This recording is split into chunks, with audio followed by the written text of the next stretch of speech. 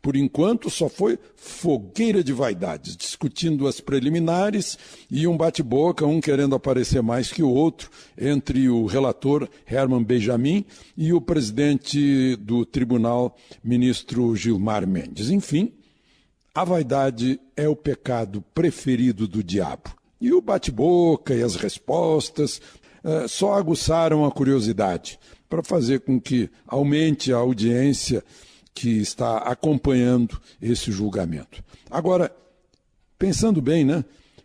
Faz mais de 2 anos que essa ação entrou e tramita.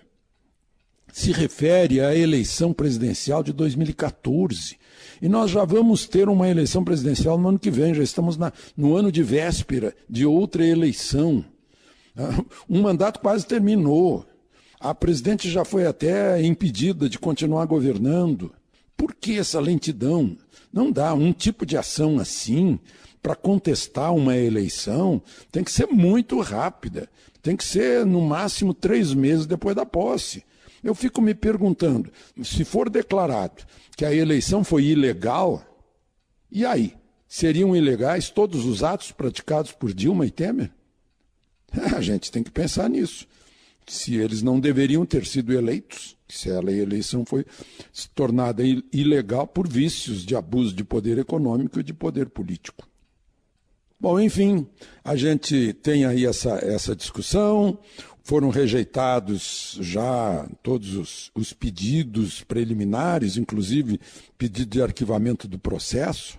Imagina só, se o PMDB, através de Renan Calheiros, e em cumplicidade com o presidente do Supremo, Ricardo Lewandowski, não tivesse separado aquilo que a Constituição une, ou seja, o presidente condenado fica também inabilitado por 8 anos de exercer cargo público. Aí não teria nada para julgar de Dilma e talvez fosse arquivada. O PMDB está pagando por isso agora. E o PSDB também, porque foi o PMDB que tomou a iniciativa de entrar com essa ação. Aliás, entrou 4 vezes. E Temer é cada vez mais cercado. O então vice-presidente Michel Temer foi para a ilha de Comandatuba, na Bahia, no verão de 2011, com a família, num avião que ele não sabe de quem era o dono. Eu não entraria num avião se eu não soubesse qual é o dono do avião, né? Se está cuidando bem do avião, se é um maluco aí que não cuida do avião. Pelo menos é o que o Palácio do Planalto disse, que ele não sabia de nada, não sabia que o avião era da JBS, imagine só. De Brasília, Alexandre Garcia.